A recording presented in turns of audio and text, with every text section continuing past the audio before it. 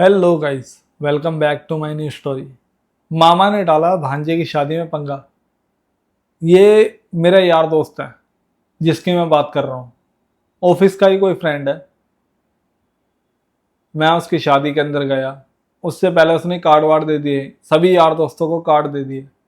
भाई कहते कहते मतलब होता है ना यार, रिश्तेदारी के अंदर थोड़ी बहुत अनबन आ जाती है, अनबन आ जाती है।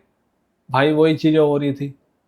ठीक है, कोई बात नहीं। सबको, यार दोस्तों को, मेरे दोस्तों को, या फिर मेरी कह लो यार फ्रेंडों को, लड़कियां जो थी हमारे ऑफिस की, सबको कार्ड दे दिए।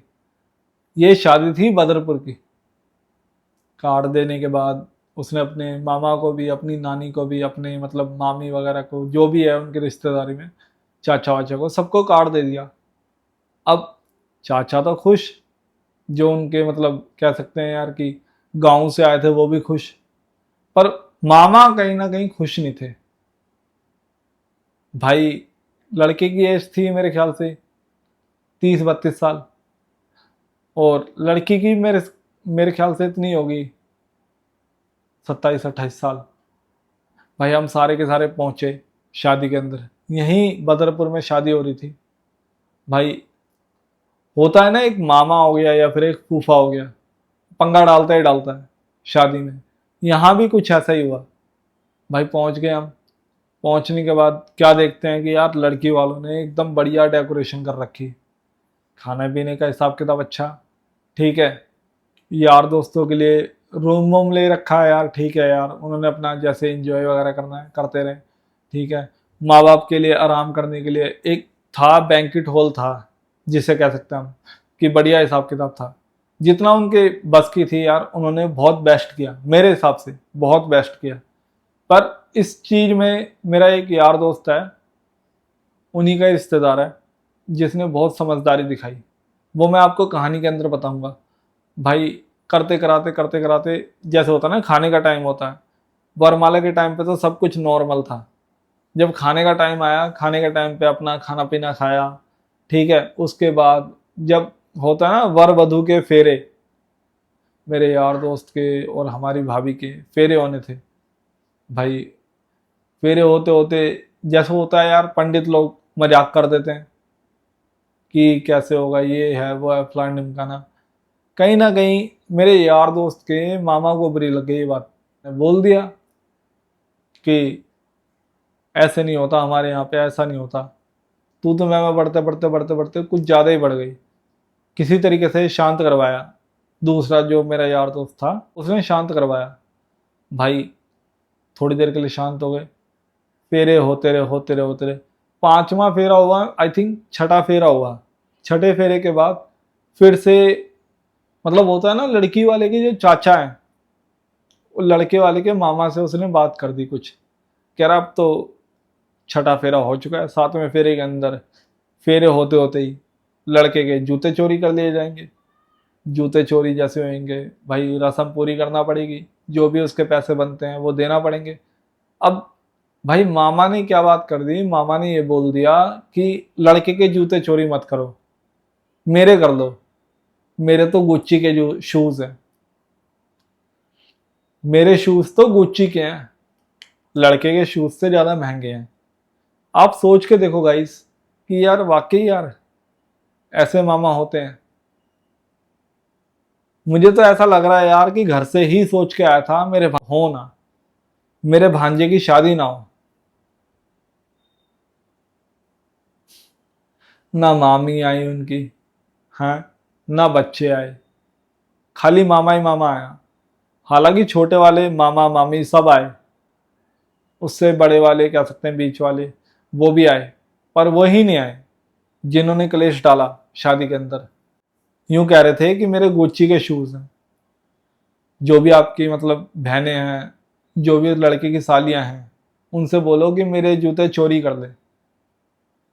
कोई तुक लगता है यार इस चीज में? वो एक रस्म है। तुम क्या से क्या बोल रहे हो? तुम सालों जूते खाने वाले खुद काम कर रहे हो। तुम बातें कर रहे हो कि मेरे गुच्ची के हैं, मेरे अरमानी के हैं, फलाना ढिमकाना। उस टाइम तक तो सब नॉर्मल था, जब तक ससुराल के अंदर मतलब कह सकते हैं ससुर को, सास को, या ये चीज़ें और मतलब रिश्तेदारी में पता चली। जब साले को पता चली, जो मेरे यार दोस्त का साला है, वो गर्मा गर्मी हो गया। कह रहे ये क्या तरीका है। उसने एक ही बात बोली, कह रहा गेट बंद कर, कोई भी रिश्तेदार वापस नहीं जाएगा, कोई भी रिश्तेदार वापस नहीं जाएगा खाली हाथ। उसका कहने का मतलब था सबको तोड़ूंगा, इंक्लूडेड मी। सारे ही रिश्तेदार उसके साथ थे, लड़के के साथ।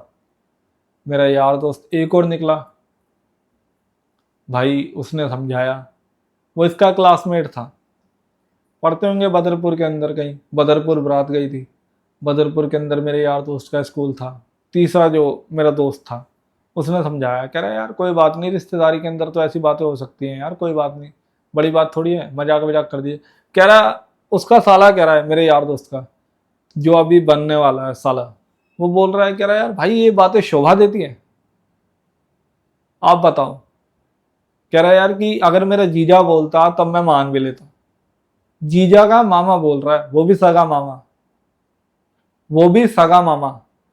सोच के देखो, ये रिश्ता करवाने आए हैं या ये रिश्ता तोड़वाने आए हैं, मुझे तो ये नहीं समझ आ रहा।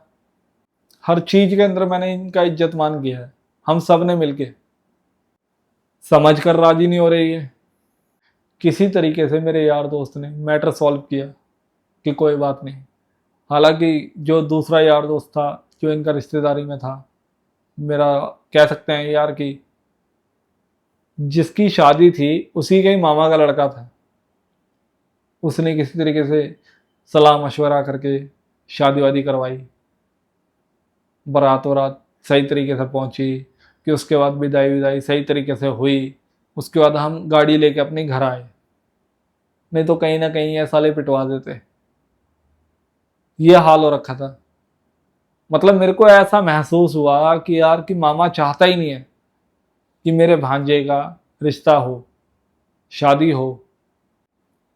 ऐसा कौन सा मामा हो गया जो अपनी बहन के लड़के का घर नहीं बसाना चाहता। ये अनोखे ही मामा देख रहा हूं मैं। बड़ी मुश्किल से रिक्वेस्ट वगैरह करके शादी वादी हुई, सारी चीज़ें नॉर्मल हुई। थोड़े दिनों बाद उस मामा का घर पे आना जाना बंद हो गया। ये हाल हो रखा है आजकल।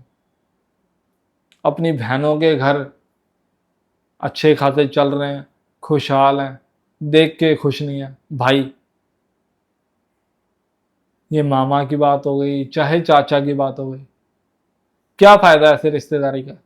इससे बढ़िया तो मैं कहता हूं कि बाहर के लोग ही अच्छे हैं, जो हमें जानते नहीं है।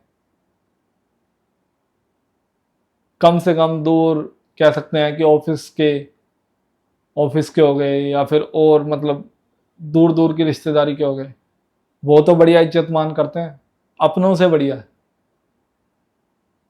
ये हाल हो रखा है आजकल। ये रियल बातें हैं जो मैंने देखी हैं।